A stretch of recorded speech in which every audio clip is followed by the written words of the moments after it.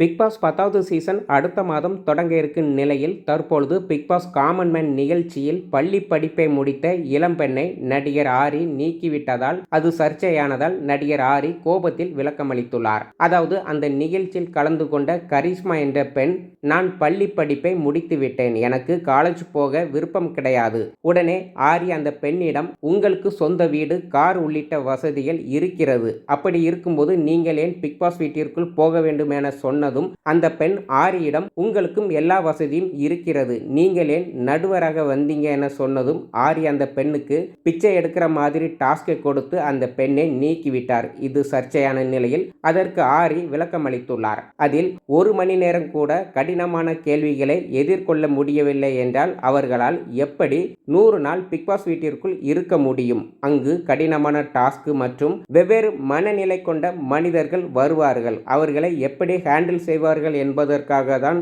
நாங்கள் அப்படியான கேள்விகளை கேட்கிறோம் என விளக்கமளித்துள்ளார்.